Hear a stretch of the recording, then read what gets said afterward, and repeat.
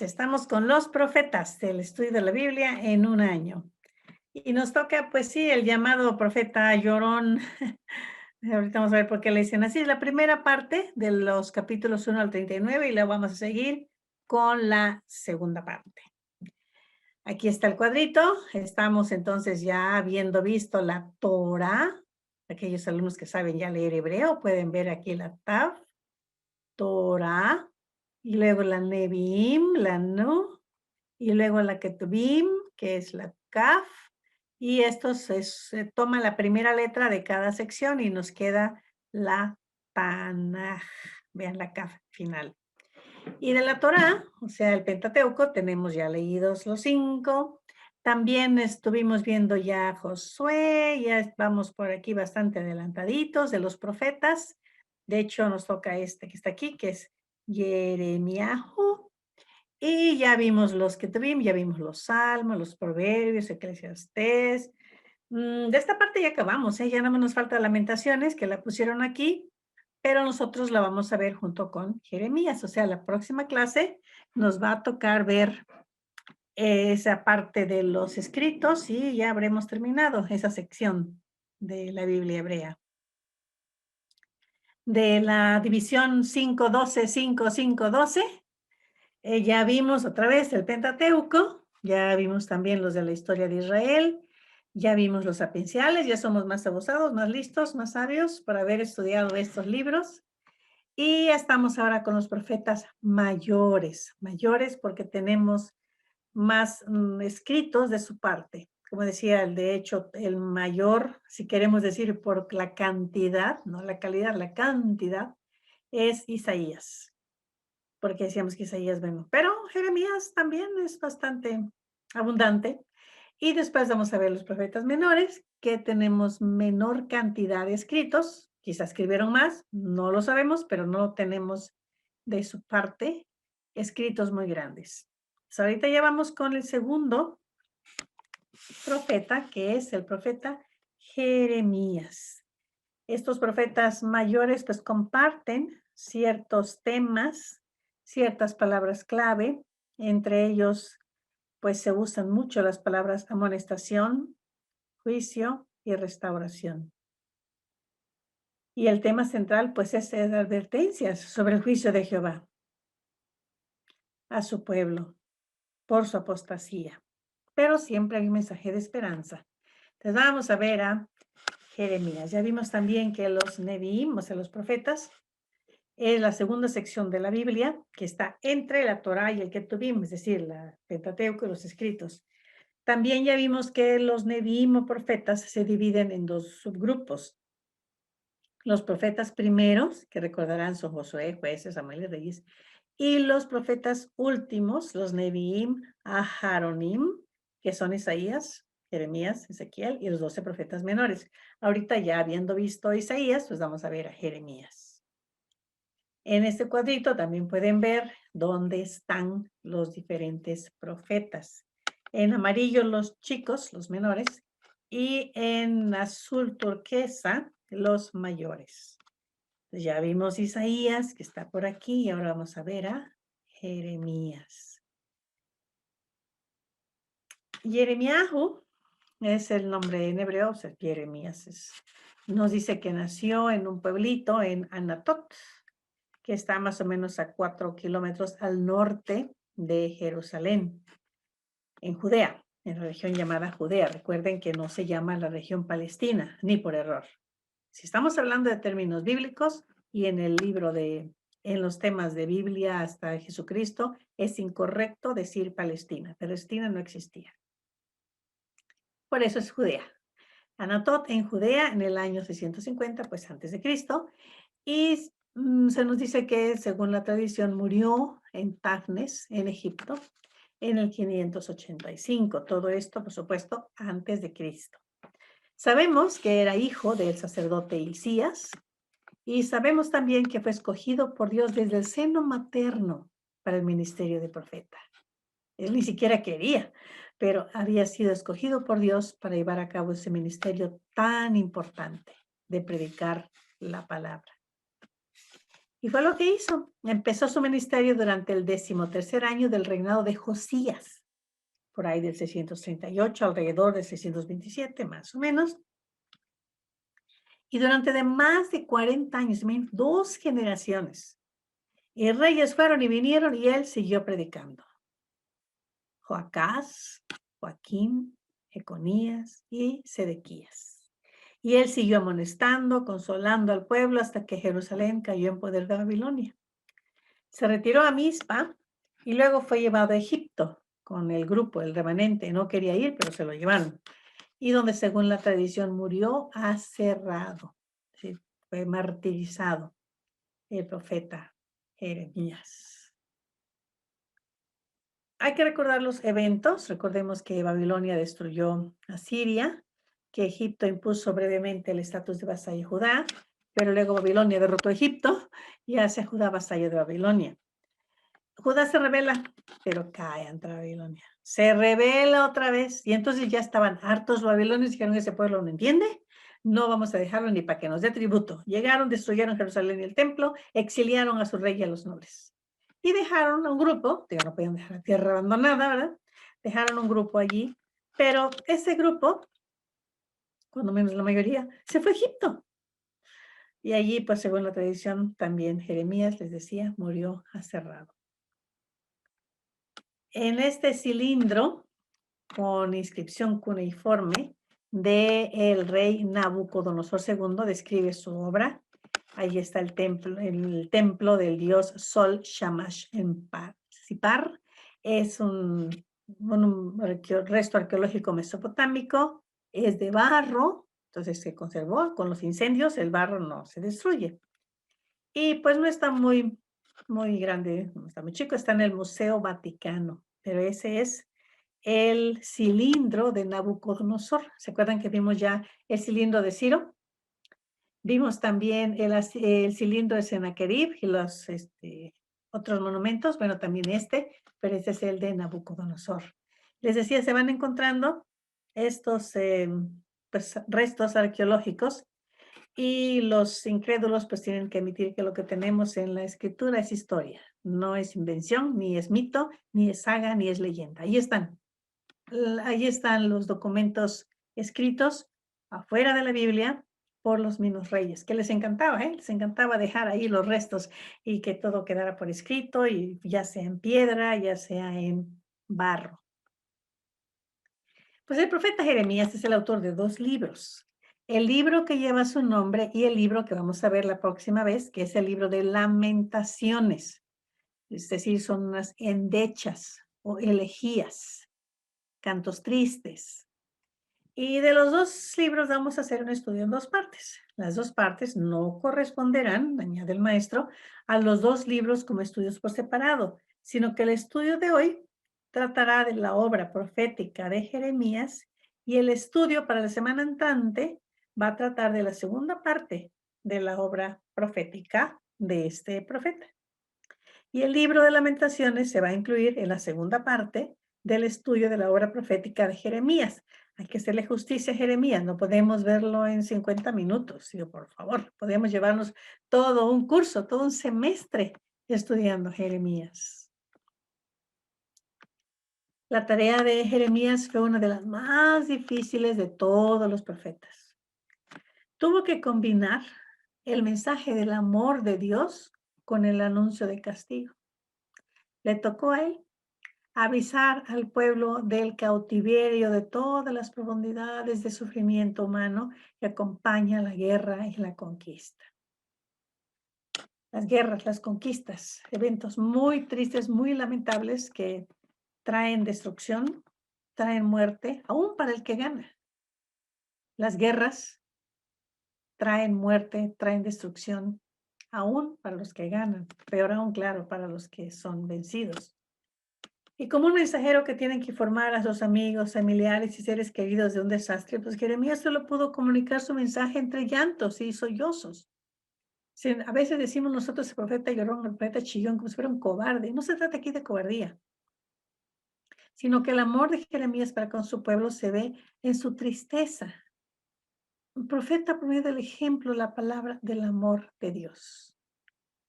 pero ante las circunstancias tan terribles, tan lamentables, por supuesto, no le quedaba más que llorar. Era un ser humano que se condolía, que sufría, que lamentaba la suerte de su pueblo y la necedad de su pueblo, que no quería entender, que no quería escuchar la voz de Dios.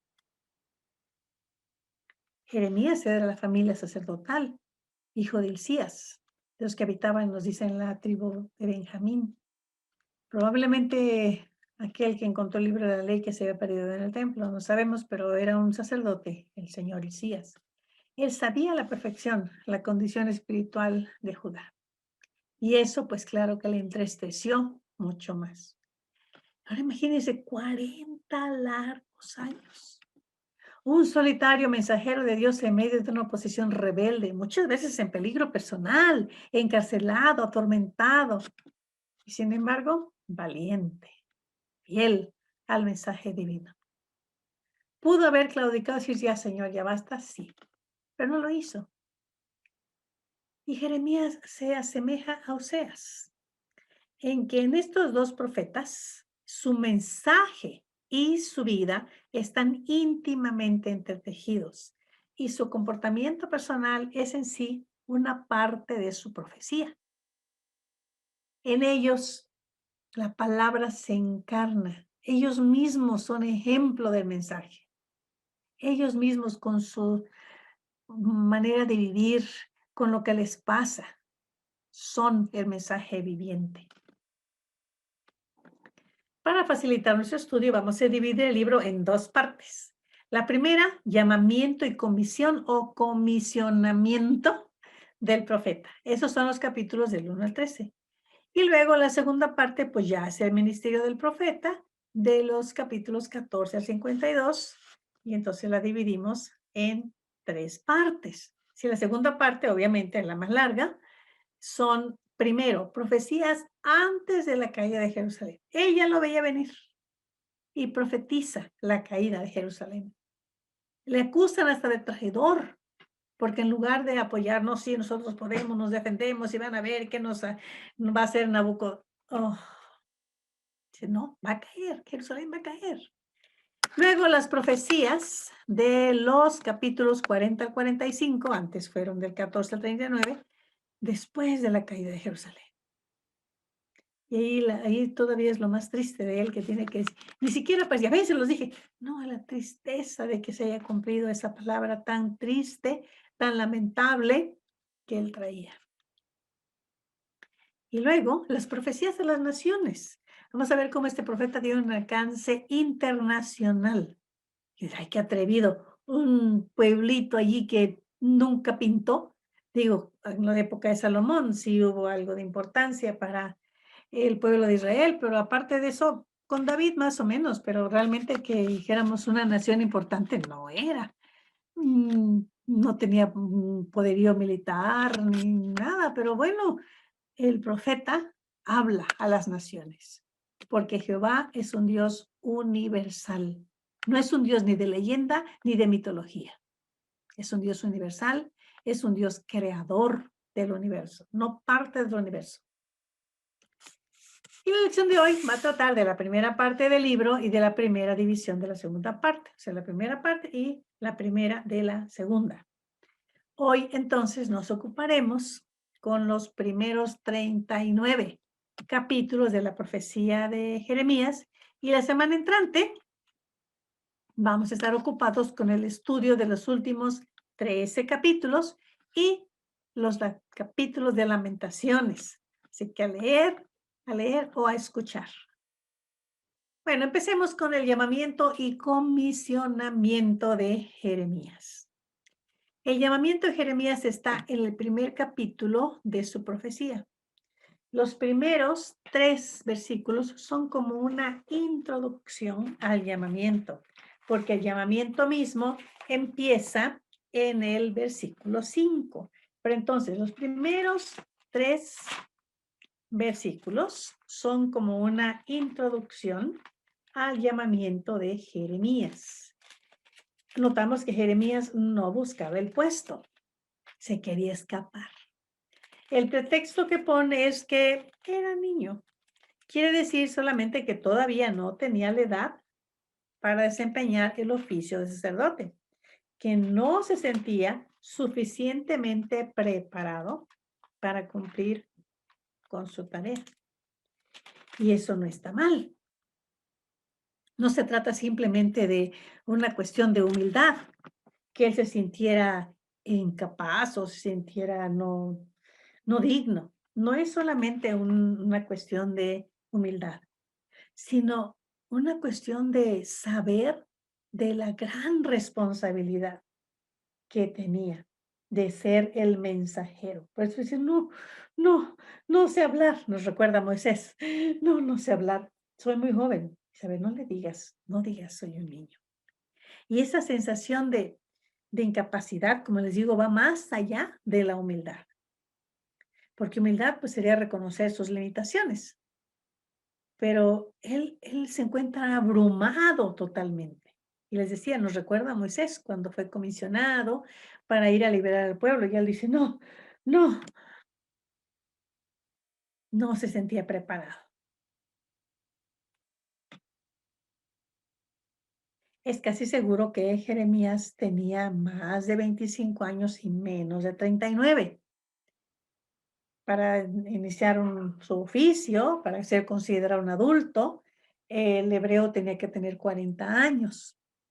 Y entonces es probable que él estaba entre los 25 y los menos de 40, entonces por eso sí soy un niño, no un niño bebé, sino un niño que todavía no ha alcanzado la mayoría de edad.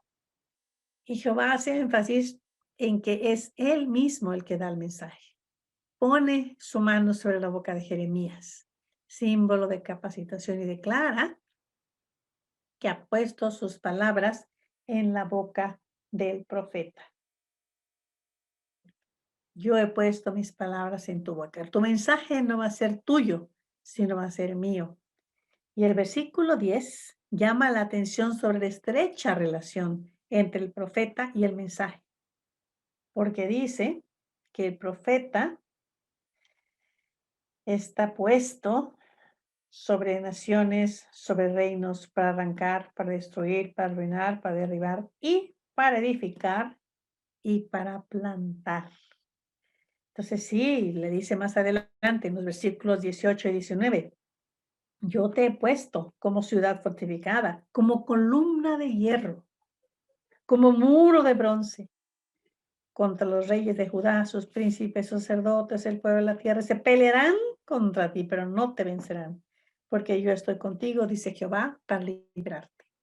Y allí le da pues la promesa de que sí van a atacarlo, pero que él no será derrotado.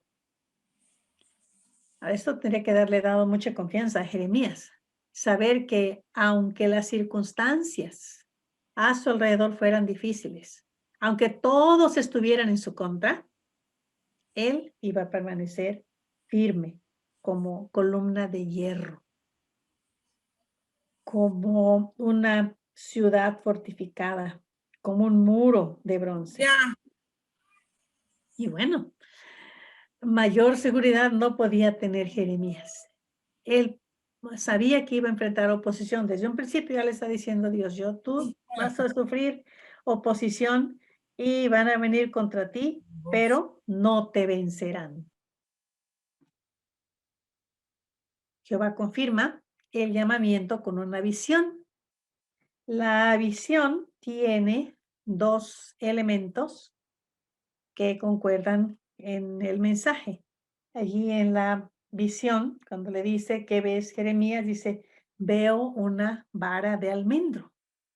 Y me dijo Jehová, bien has visto, porque yo apresuro mi palabra para ponerla por obra. Y el primer elemento es un juego de palabras. La palabra almendro, shaked, en hebreo, y apresurarse, shoked, pues suenan casi igual, ¿no? Shaked, shoked, comparten la misma raíz. Y los pastores utilizaban esas varitas de almendro para apresurar a los animales. Tenían su varita y entonces ya existía la asociación en la cultura del pueblo hebreo Y la vara de almendro entonces quería decir, apúrate. Entonces cuando se hacía alusión a, ¿quieres que traiga la varita de almendro? Ya sabían, a correr porque este asunto tenía prisa. Entonces, shaked, almendro, shoked, apresurarse. El segundo elemento es que el almendro era un indicador de las estaciones del año. Los hebreos llamaban el almendro el que despierta debido a su floración temprana. Así, almendro, ¿no? Shaked, ya dijimos, va seguido la expresión shoked, que quiere decir desde la misma raíz, me apresuro. Entonces, cada cultura tiene estos indicadores, ya sean flores, aves, animales o árboles. Por ejemplo, ahorita que están los olímpicos, para los japoneses, pues la flor del cerezo, que por cierto decían que esta vez florecieron antes, se adelantó la floración del cerezo porque el invierno no estuvo tan frío y entonces es una de las consecuencias del cambio climático y están muy preocupados los japoneses porque florecieron más de pronto de lo esperado. Pues aquí pasaba el equivalente de la flor del cerezo para el pueblo hebreo era el almendro. Sabían entonces que ya venía la primavera. Y la mención del almendro pues traía esa connotación y refuerza el sentido de las palabras de Jehová. Jeremías en el versículo 5. Entonces, cuando dice ya viene, pero es que ya está aquí, para ayer. Jehová pues relaciona el llamamiento del profeta con los propósitos de Dios en la historia humana. El almendro entonces aquí indica que el tiempo ha llegado. Algo tenía que pasar y la palabra de Dios se apresura para hacerlo. Se nota en el llamamiento del profeta que Jehová sabía de lo triste de la tarea que da Jeremías. Promete estar con él, le exhorta a no tener miedo. En el comisionamiento, Jehová da al profeta su mensaje. Jehová dice, anda y proclama a los oídos. Jeremías es comisionado para predicar, pero no solamente para profetizar, sino para proclamar un mensaje muy particular. Y este mensaje tiene tres énfasis, tres puntos principales, que son muy semejantes entre sí. Jehová, por boca del profeta, en primer lugar, acentúa el terco abandono del pueblo, que dejó el pacto y al Dios del pacto para seguir en pos de otros dioses. Y uno puede decir, bueno, pero pues sí era la costumbre adorar a Astarte, adorar a Baal, adorar a Moloch. Pues, ¿qué podía hacer el pueblo, no? Y la verdad es que no era solamente, y eso hay que tomarlo muy en cuenta, no era solamente ir y postrarse delante de Baal y ya. No era solamente ir y llevarle allí una ofrendita a Moloch. No. Adorar a Astarte, adorar a los Baales implicaba fiestas orgiásticas, prostitución sagrada que el Señor aborrecía. Adorar a Moloch implicaba sacrificar a los hijos, aventarlos a un ídolo ardiendo para que murieran. Entonces, no es solamente una religión X y que todas las religiones sean iguales. Estas religiones, además de idolátricas, eran inmorales. Había abusos de tipo moral. Había crímenes que se cometían, sobre todo en contra de los niños, en contra de las jovencitas, de los jovencitos, que eran dedicados a servir a esos dioses en esos templos de prostitución, que eran asesinados para honrar a esos dioses. Entonces, no eran unas religiones muy sencillas, tenían una connotación inmoral muy fuerte. Y ese es el énfasis de los capítulos de 2 a 6. Jehová da a Jeremías la tarea de acusar al pueblo de abandono y apostasía, y el profeta tendrá que describir la infidelidad del pueblo en detalle para que el pueblo pueda reconocer su pecado y volverse a Dios. La exhortación al arrepentimiento nunca está ausente, Pero la triste realidad del juicio es predominante. El pueblo no entiende, no puede comprender que sus acciones son inmorales, que están abusando de los jóvenes y de los niños, que los están usando para adorar a dioses que ni siquiera son dioses. El segundo énfasis tiene que ver con el culto. Esos son los capítulos 7, 8 y 9. Y el lugar para proclamar ese aspecto de su mensaje es en la puerta del templo. Ahora él, como era hijo del sacerdote, pues podía acercarse allí y para proclamar el mensaje, y se dirige a los que entráis por estas puertas para adorar a Jehová. Desde el templo, allí les va a decir que mejoren sus obras. El mensaje es una advertencia de no confiar en la forma externa de culto como suficiente para arrancar bendiciones de Jehová. No será suficiente entrar al templo y escuchar los himnos, en este caso, hasta cantar, y hasta llevar las ovejas y cumplir con los rituales. Digo, hay que hacer los rituales, igual que actualmente, en cuanto acabe la pandemia, vamos a ir a los cultos. Claro que sí, y hay que ir. Pero si empleamos la imaginación y leemos entre renglones, vamos a quedar atolondrados con la espantosa condición espiritual de un pueblo ritualista y ceremonial. Tenían la forma del culto, pero no creían ni practicaban el evangelio. Tanto es así que Dios dice a Jeremías que ya no ore por el pueblo. Es lo más triste del libro, yo pienso, cuando le dice, mira, ya no ruegues por ellos, no ores por ellos, porque no te voy a oír. La religiosidad puede ser peligrosa.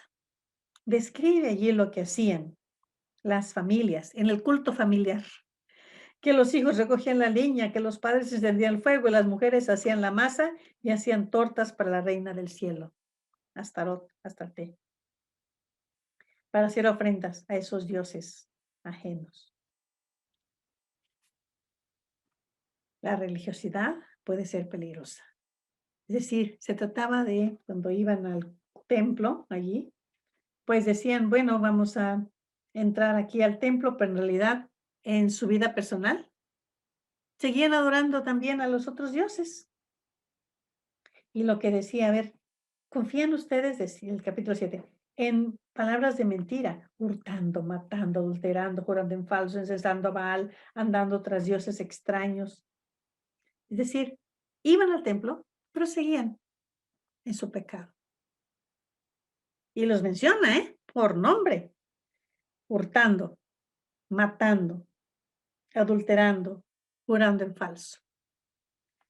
Una religiosidad sin obediencia a los mandamientos de Dios es peligrosa, es pecaminosa y al Señor no le agrada.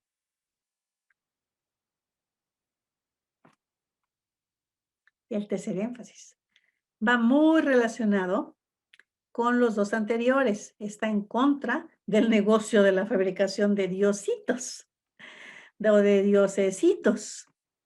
Los capítulos del 10 al 12 hablan de la práctica muy arraigada, ya lo mencionó aquí, de hacer imágenes y luego adorarlas. Dios hace ver al pueblo que esta práctica es una descarada violación del pacto. Pero en términos del mismo pacto, Jehová sinceramente ruega al pueblo que vuelva a la promesa.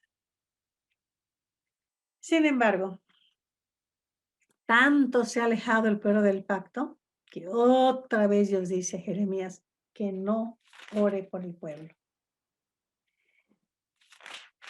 Muy duro cuando uno dice, no, ni ores, yo no iré en el día que en su aflicción clamen a mí.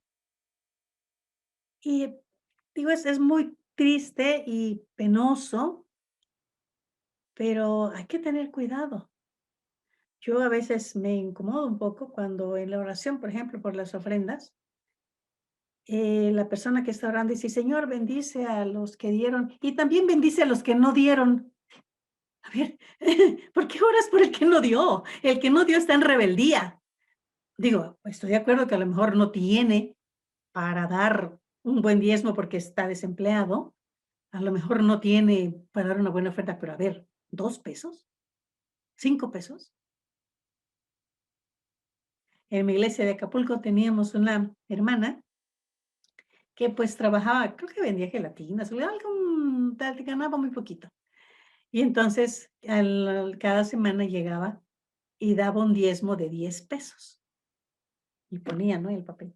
Y los diáconos, ay, esa hermana, pues, ni el papelito, ¿no?, de que imprimimos ahí el nombre de la iglesia, el Divino Redentor, pero ese era su diezmo, 10 pesos. Y había otros hermanos, teníamos una familia de personas que, pues, sí tenían bastantes ingresos, y a ellos daban, ¿no?, los diezmos de 500 pesos. Pero díganme ustedes, delante del Señor, el diezmo de la hermanita de 10 pesos con el del 500 pesos, ¿cuál tiene más valor? Es exactamente el mismo, porque es el 10%, ¿no? Es decir, el valor porcentual es exactamente el mismo, el de los 500 con el de 10, porque es el 10%. Y en cuanto al porcentaje, están iguales. Pero aquel que no da, aquí tenemos el ejemplo, está en rebeldía. El pueblo no quería escuchar el mensaje de Dios. Y por eso se enojó con su profeta y lo quieren matar. Jeremías se queja con Dios. Dice, me quieren matar. Y Dios le contesta. El comisionamiento del profeta termina con 2 señales. Una para Jeremías y la otra para el pueblo. También se declara sin titubeos que Judá será llevada al cautiverio. Y Jeremías entonces dice, ay de ti, Jerusalén. Pues no la veían, pero así va a ocurrir.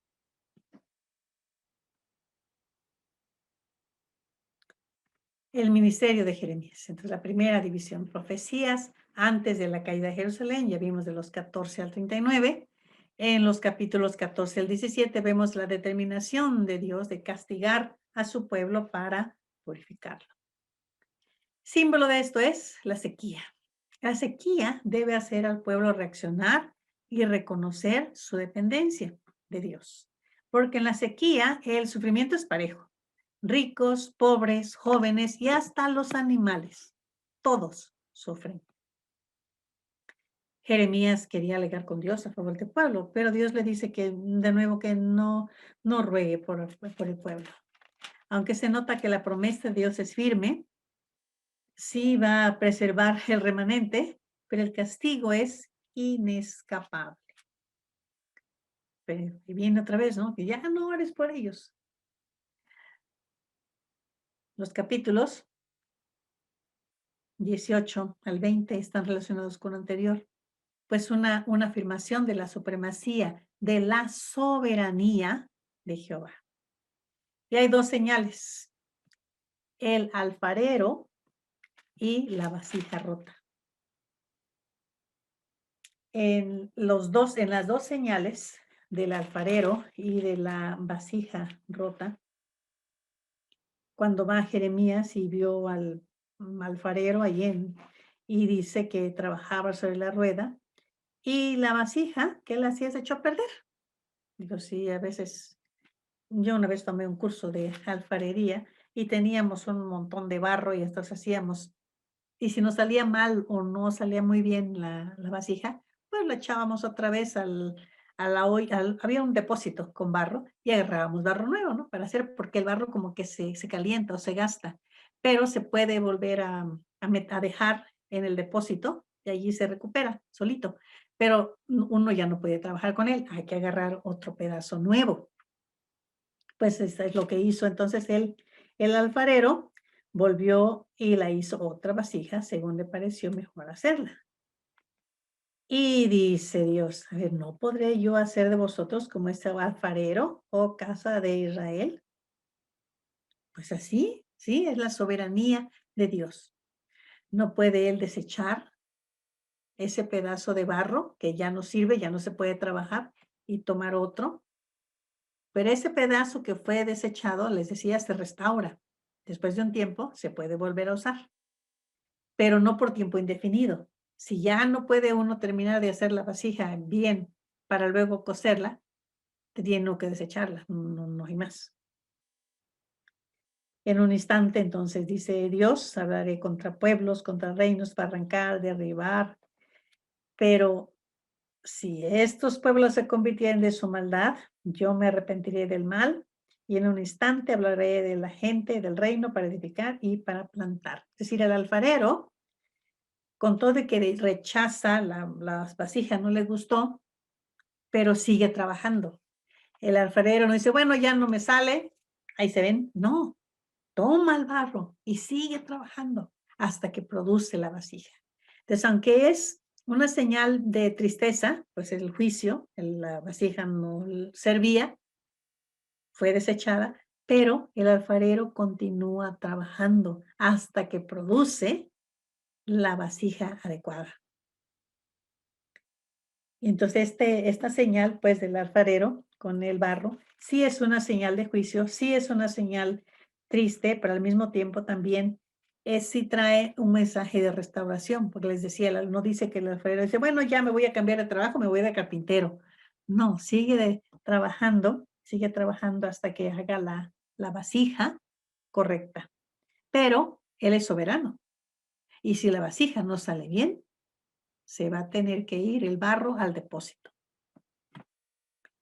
Jeremías, pues, sí muestra su tristeza, porque sabe que no le hacen caso, que no le van a hacer caso, y como decía, en un momento dado, incluso van a conspirar en contra de él. Y lo dice, venid, maquinemos contra Jeremías, venid e irámoslo de lengua y no atendamos a ninguna de sus palabras. Dice, bueno, si no me quieres hacer caso, pues allá tú, ¿no? Pero además se vuelven en contra del mensajero. Como se decía en la antigüedad, ¿no?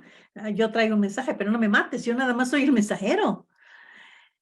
Ellos querían deshacerse de Jeremías. No querían escuchar la palabra de Dios. Entonces ahí vemos la dureza del corazón de esas personas. Y que hay un largo mensaje a Sedequías a partir del capítulo 21 hasta el 27, informa el rey del castigo que viene. También de las promesas y los propósitos de Dios, pero le informa de todo lo que va a venir al rey Sedequías. Le dice que viene la muerte, que viene la destrucción, que va a entregar a Sedequías, rey de Judá, y a sus criados, al pueblo y los que queden de la pestilencia, de la espada, del hambre en la ciudad, en mano de Nabucodonosor, rey de Babilonia. Pero predice también el regreso del remanente, que cumplirá con el pacto que Dios ha hecho con este pueblo en la historia humana. Es decir, sí le indica claramente que no hay vuelta para atrás, que van a ser castigados conforme al fruto de vuestras obras, dice Jehová, que hará encender fuego en su bosque, que va a consumir todo lo que está alrededor de él, y en efecto Jerusalén fue quemada, y que pues dice, pero vean, yo aquí pongo delante de ustedes camino de vida y camino de muerte. El que se quede aquí va a morir. Mas el que salga y se pase a los caldeos, vivirá y su vida le será por despojo. Pues ya les está diciendo Jeremías, pues, qué deben de hacer. Pero había dos facciones o dos grupos. Unos que decían, pues, sí, Jeremías tiene razón, más vale que nos rindamos ante el rey de Nabucodonosor y que nos perdone la vida cuando menos. Y otros decían, no, nosotros aquí vamos a hacernos fuertes y no va a pasar nada. Ya ven, no pasó nada con Sennacherib, pues tampoco va a pasar nada con este. La diferencia fue que en la época de Sennacherib ellos buscaron a Dios y ahorita no lo estaban haciendo. Pero ahí están en su necedad. Sin embargo, también hay promesas de que Jehová, en el capítulo 23, va a cumplir su promesa, de que aunque hay oposición a los propósitos de Dios de parte de los falsos profetas, allí en el capítulo 23 sí menciona de que va a haber un remanente, que va a haber un grupo pequeño, pero que va a regresar, que Judá será salvo. Y ahí tenemos el versículo 25 del capítulo 23, que levantaré a David renuevo justo, un Netzer. Reinará como rey, el cual será dichoso, hará juicio y justicia en la tierra. En esos días será salvo Judá, Israel habitará confiado. Este será su nombre con el cual le llamarán Jehová, justicia nuestra. Entonces ahí está la promesa. Pero pues antes de que se cumpla esa promesa, tendrá que venir el juicio. Y en el capítulo 25 encontramos algo que es de importancia en relación con la profecía de Daniel, que vamos a ver más tarde. Y es el hecho de que el exilio tiene que durar 70 años, ni más ni menos. Y le dice, 70 años de desolación, 70 años de destrucción. Ahora dice, bueno, 70 años, pues son muchos y pocos. 70 años, pues los puede vivir una persona, ¿no? Si llega a los 90, pues podía irse a empezar esto a los 20 años y a los 90 regresar. O si tendría unos 10 años, pues a los 80, pues es posible que los niños hubiesen visto la destrucción y que incluso fueran capaces de regresar. Los 70 años, sin embargo, pues sí puede ser un tiempo bastante largo, pero los 70 quiere decir que es un tiempo fijo, que no es cuando se le ocurra a alguien, sino que es de 1, 2, 3, 4, 5, es un periodo preciso y que cuando se cumplan esos 70 años, el rey de Babilonia también va a recibir su castigo, porque el rey de Babilonia fue muy cruel con el pueblo, y no solamente con el pueblo judío, sino con todos los pueblos alrededor, pues eran reyes muy crueles, y ellos también serán castigados, y la convertiré en desiertos para siempre. Y se va a cumplir lo que ha sido dicho por Jeremías. Y también dice, ellos serán juzgados naciones, grandes reyes. Yo les pagaré conforme a sus hechos y conforme a la obra de sus manos. Y aquí Dios se presenta como un Dios internacional. Los dioses de la antigüedad, pues eran cada quien, ¿no? Cada nación tenía su Dios y si había algo bueno, le alababan a él y si había algo malo, se humillaban ante él. Pero este Dios es un Dios internacional, donde dice la maldad, esté donde esté y sea quien sea, será castigada. El exilio pues va a durar solamente 70 años, como decía, puede ser muy largo, puede ser muy corto, pero pues es un número preciso.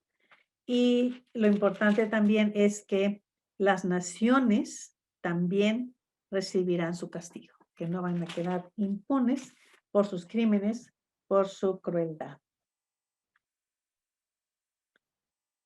Y los que escuchaban esos mensajes, que veían a Jeremías parado en el templo y predicando, no solamente rechazaban el mensaje, sino que pensaban que Jeremías estaba loco o que Jeremías era antipatriota, que Jeremías era un traidor. Y por eso pues intentaban matarlo, intentaban asesinarlo. Y en los capítulos 28, 29, Jeremías trata de la falsa profecía. Jeremías mismo fue engañado por un tiempo, pues él también hubiera preferido dar un mensaje más placentero, dar un mensaje mejor. Pero como reacción y para acabar con la confusión creada por la falsa profecía, Jeremías manda una carta a los cautivos, diciéndoles que deben acatar la voluntad de Dios, aceptar su exilio en Babilonia y no confiar en falsas profecías. Les decía, esto pues pudiera ser que los demás vieran y dijeron, pues ese es antipatriota, ese es causa de traición.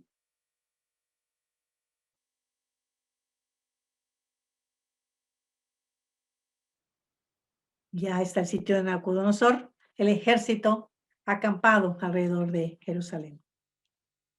El pueblo está en horrible estado de sitio. Jeremías está en la cárcel. Es una situación pues muy pesimista, muy negra, pero este es el contexto de los mensajes de esperanza. Cuando Jeremías está en esa situación y el pueblo también está viendo que acá sí se está cumpliendo lo que nos dijo Jeremías, sí vamos a ser entregados en manos de Nabucodonosor, rey de Babilonia. Dios promete que los cautivos van a volver. Y los capítulos 30 al 33 habla de ese tiempo, de la casa de David, del príncipe, del nuevo pacto, del Netzer, el renuevo. En esta situación, con todo y que está encarcelado, Jeremías compra una herencia, compra la heredad de Hanameel. A ver, estamos en guerra. Está el ejército de Nabucodonosor sitiándonos. ¿A quién se le ocurre comprar un terreno? ¿Qué demuestra esto? Pues demuestra que Jeremías cree en la promesa.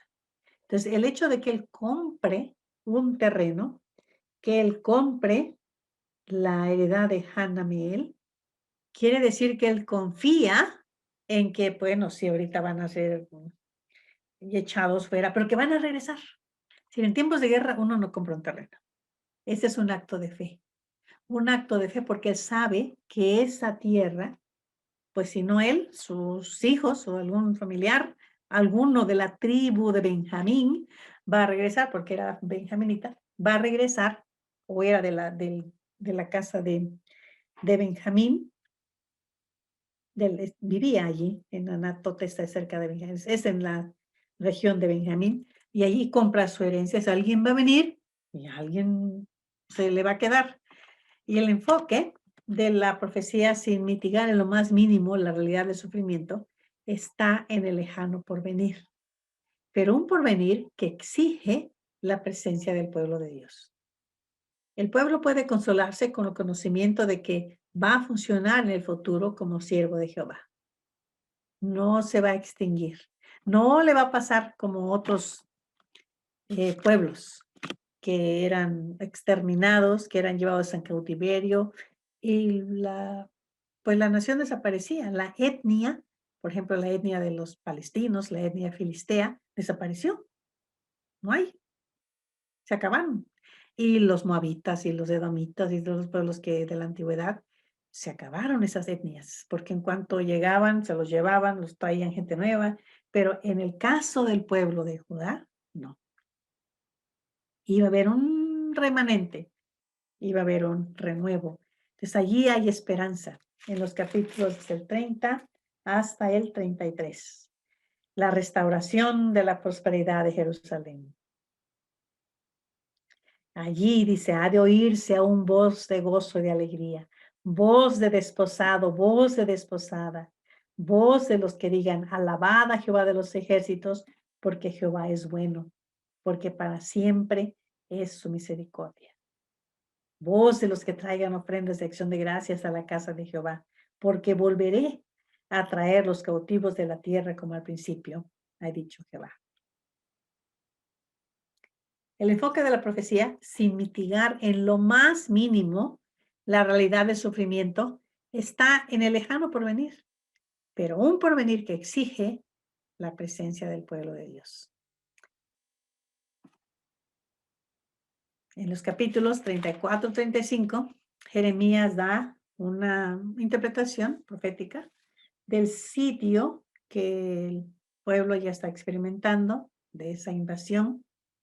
Anuncia la victoria de Nabucodonosor, la caída de Jerusalén, predice la muerte de Sedequías, pone de relieve el pecado de Judá, narrando la fidelidad de los hijos de Recab, una familia de Recab, que no bebían vino porque Jonadab, hijo de Recab, nuestro padre, les ordenó diciendo: no beberéis jamás vino vosotros ni vuestros hijos.